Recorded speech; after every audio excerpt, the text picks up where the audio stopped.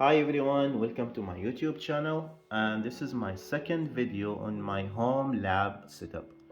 I have already made one YouTube video on my home lab setup, and this video you can find it on the English playlist if you would like to watch it. Now, the second video I will cover a new components and hardwares I have added to the lab. So let's start with the HMI software, the human machine interface. Starting with HMI, I'm using Movicon software. Of course, I'm using the demo version of it due to the high price for even the basic license. So simply I can't afford it now. So I'm using only the demo version. Now, this Movicon software, I'm running it on my laptop using a virtual machine.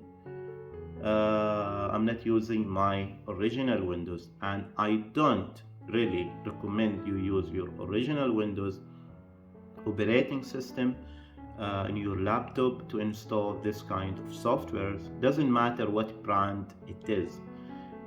It's highly recommended you use a separate device, separate laptop or desktop, depending on your need, or you use a virtual machine, and here I'm using VMware software. One thing here I mentioned, it's already a demo version. So the purpose of the software, I have another touch panel. This touch panel, I can still upload what you see here, the boiler product line and the robotic arm, which I can control from here, etc.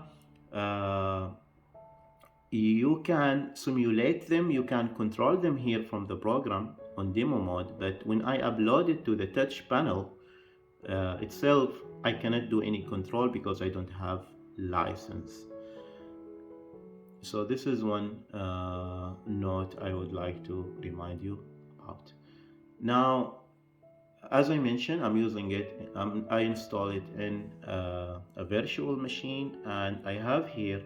This is the boiler product line, and here I have created this balloon product line. I will cover it later. And the balloon product line, or the idea, I'm using it to simulate certain process within the boiler. So if you take, for example, the water level in the boiler, if it increase or decrease, that could cause a major risk for the boiler. It could result in safety incident, etc. So I'm simulating this using the balloon concept here, and to the top I have the robotic arm control. I don't know if you can hear the sound, but I don't have the robotic arm connected now, and this is to control the tower light. So I will put this one here.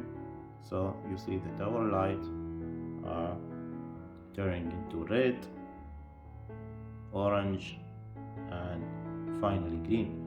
So let me switch them off. And so this is for the HMI. I have another virtual machine. I'm using it as engineering station, into the engineering workstation with Siemens TIA Portal software to manage the other and configure the other devices. Now, before I go to the product line and the other setup, how I'm communicating. So the virtual machine is isolated to some level from the main host, from the main Windows operating system. And for this one, I'm using a bridge connection to communicate with the different PLCs and communicate with the HMI. So I'm using a Movicon. Here I'm using converter, Ethernet to USB, to Ethernet converter. And here I have the engineering workstation. And here I have this funny face. It's to connect Kali Linux to the device. And I have another one here. So Let's start or continue with the main component. Forget about the wiring. I started my career as a technical, and I used to do all the installation and wiring in industrial control system in my very early job, but I lost the touch. So what do we have here? What we have: Siemens S7 200 PLC, Siemens S7 1200 PLCs as the main controller. And from that one, if you watch the first video on my lab setup, I use this one to control the index line, and I have S7 1500, and I use this one to control the robotic arm. And we also have the touch panel here.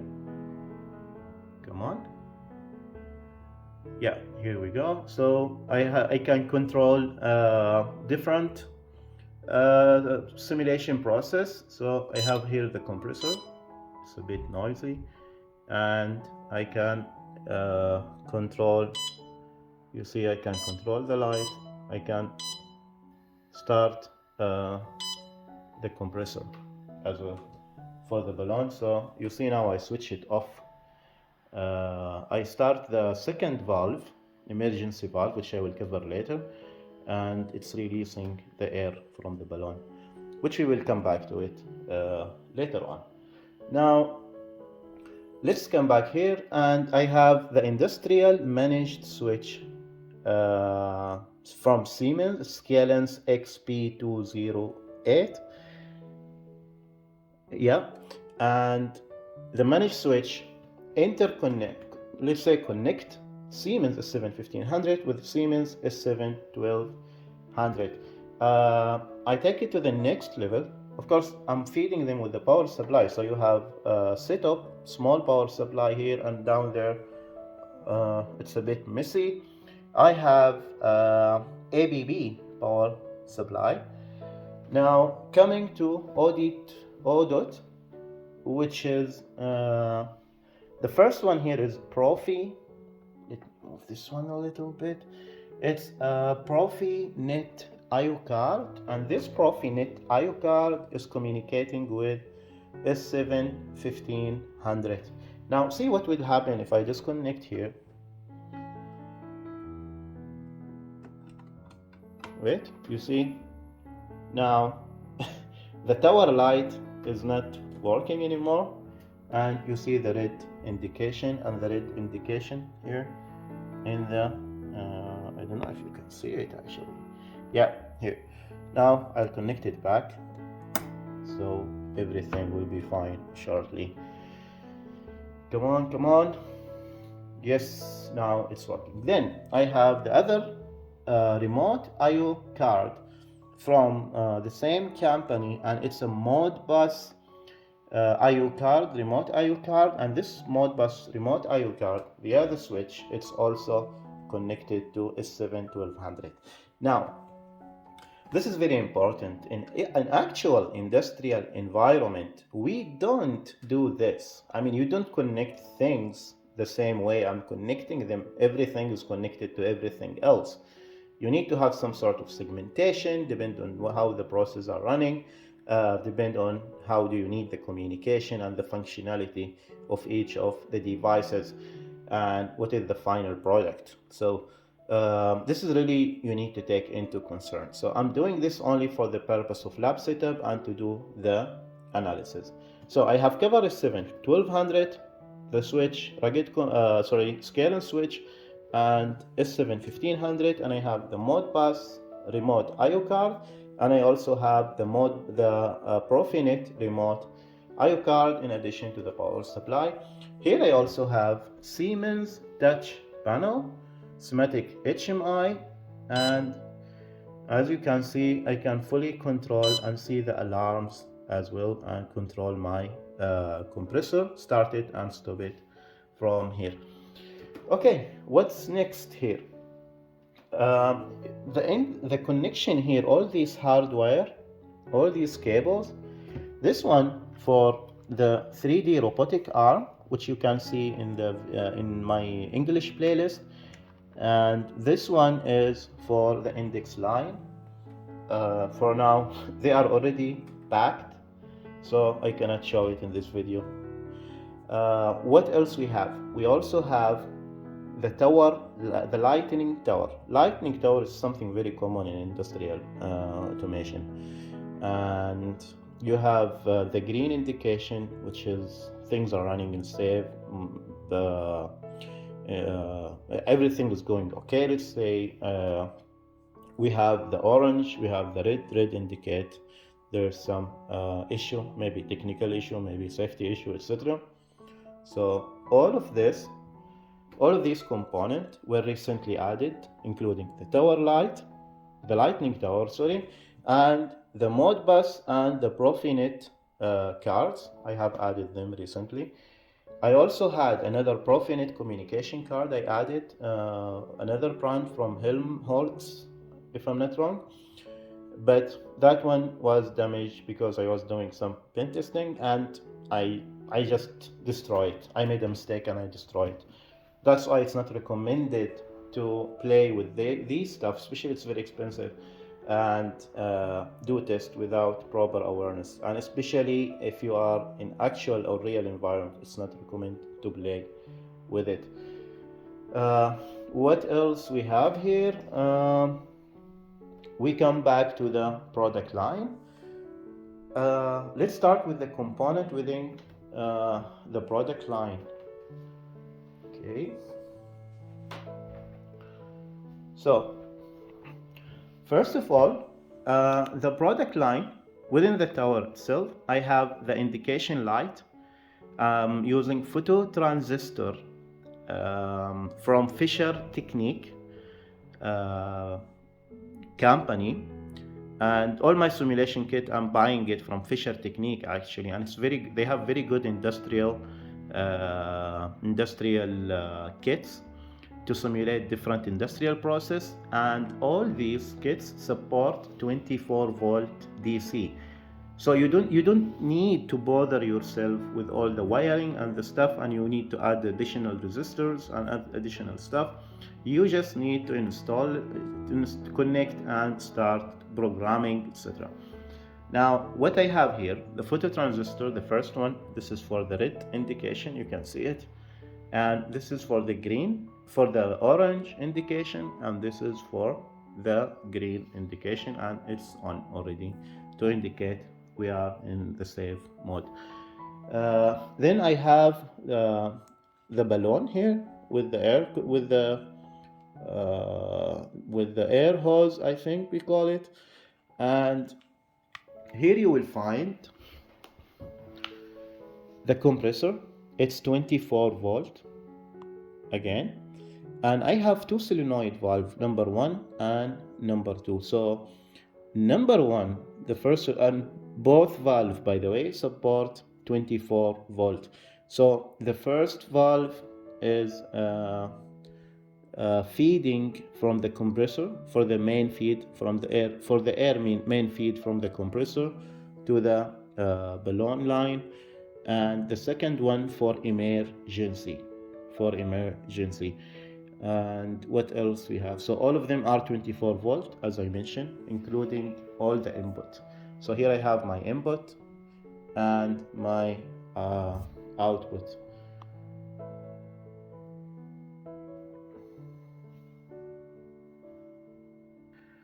Let's make a quick test now. So I will come here to the compressor and I will show it to you later how the PLCs are communicating with each other. So now I have started the compressor, and you see the balloon already passed the phototransistor with the orange indicator, and it keep going till it reached to the third one, and it turned the red light. Then it started releasing the air. And what I'm trying to simulate here is the PID control. So what I'm doing now is not a PID control, but I'm just trying to simulate it digitally, because I needed some component like some certain kind of sensor, some certain kind of instrumentation, and I could not find it to make it PID control. But the idea here is to maintain the balloon or the water level inside the boiler to to a certain level, and avoid any increasing or decreasing in the water level, or you can even consider the temperature in this case. And this is how I'm simulating it. Now, what will happen if, let's take this scenario, let's assume the hacker were able to, if I go back here, you see it's indicating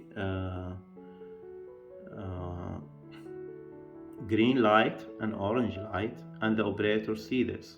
Now let's assume the operator did not see the red indication because the hacker or the attacker were able to show it as a normal operation, and the normal operator is not aware that someone is manipulating your system, someone are changing in the logic or manipulating the process itself, playing with the values. So the operator will receive red indication or alarm, and this alarm will tell the operator the red indication is on and the balloon or the temperature or the water level is not reducing, it's not decreasing, and you need to take an action. For example, one of the action, the operator will start the push button, the emergency push button here, and he will stop the process, or he will release the water, for example.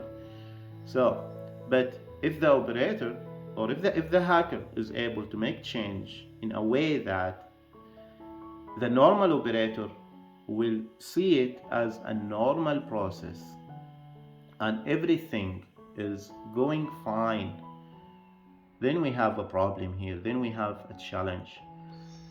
Let's see, let's make a simulation about it, and let's see what will happen here. So I will move the balloon from its main direction, and I don't know how much time this will take, but one thing for sure, you see, now you see red indication, but I moved it away from the red color. Let's see what will happen. So I'm just assuming this scenario, I think, oh, okay. You see what happened? The balloon fly away. Now let me stop the compressor. So I think it was in Stuxnet when the operator see all the process are going fine, there is no problem, and the centrifuges and multiple centrifuges ended up destroyed. So I think this is one of the things I'm trying to simulate here. Now, this is just one example, but with this idea you can do multiple of scenarios. Now let's move to the communication protocol I'm using in this setup. By the way, guys, if you find this video valuable, if you are learning something from it, if you think it's helping you, you can keep this channel up. I can produce more video, put more effort, invest more on the component.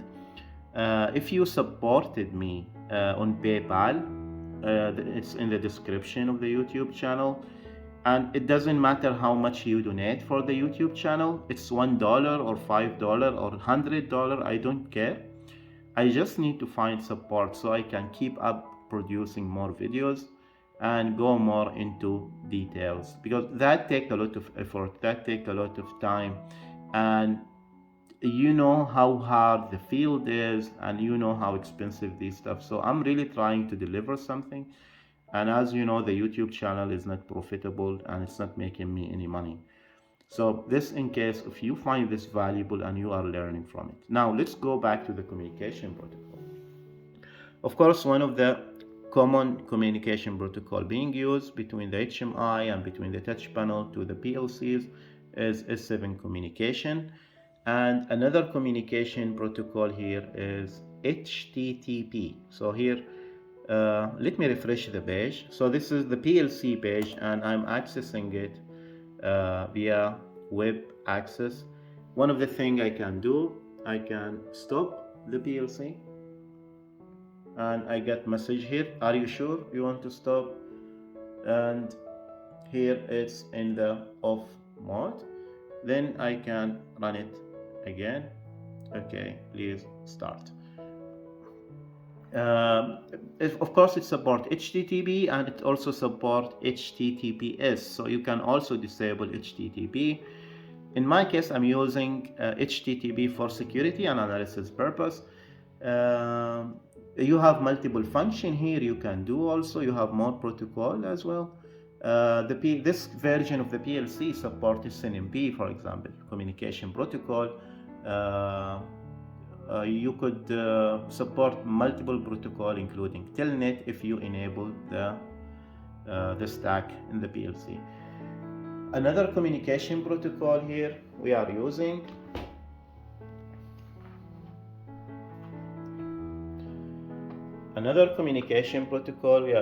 here is Modbus communication protocol, Modbus TCP communication protocol, and Profinet communication protocol. Now, one thing I have added to the lab function is this switch. Now, what does the switch do? I know the balloon is already fly away. So, but you can still hear the compressor sound. This push button, this switch, if I click it, it will start the compressor, so it can blow air into the balloon, and of course there is no balloon now, it disappeared. How this work? How does it work? Now, this switch is connected to S7 1200, but what it does, it sends the command from S7 1200 to S7 1500, and the command is executed in S7 1500, reaching to the remote I/O card. So the compressor supporting Profinet communication protocol, the compressor, all these phototransistor and including the tower light are connected to the Profinet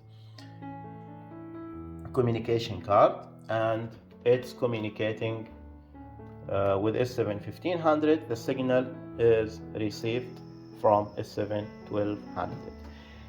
Is this very common in industrial environment? Yes, it is very common. So if you are doing segregation or segmentation and you just decided to deploy a segmented network for existing network, and you are not aware as an assessor or architect about what's going on inside this process and how things are communicating, then you can cause a major critical risk inside this network, which will be reflected on the process you are running, and that could impact your production environment, could result in repetition loss, financial loss. It could even result in safety issue. So the safety issue could be a death of personnel. It could be an injury, a personal injury, something like that. So you really need to be aware of this in industrial environment. There are different ways how we can do it. First one, sending the signal from S7 1200 to S7 1500 via the network. So if I disconnect now, if I disconnect S7 1200 from the network, see, just to prove you it's not a hard wiring. You see, I have the red light indication. Now I'm clicking, nothing is happening. You see, the light is changing here, but S7-1200 is disconnected from network. So if I connect it back, let it start again, the fault is gone, push the button and it's working now. There is another way where I can connect via hard wiring, where I connect the hard wiring to the other PLC and give the command to start the compressor. This is one of two ways in industrial environment. If you are familiar with others way, maybe you can share it in the comment and I could make simulation of it at some point of time. I can make a new video to share more details on this maybe at some point of time. I don't want to make promises I will produce more video for the next couple of months as I'm moving back from Copenhagen to Saudi Arabia. It was really amazing time here in Denmark. Guys, thank you very much for watching, and if you really think you can support the YouTube channel, we continue with producing more video, I will be really grateful. Thank you so much for watching. I hope you enjoyed the video. Share your thoughts, share your comment. What do you want to see? And I will try to make my best to make a video on this. Thank you so much again. See you in another video. Bye bye.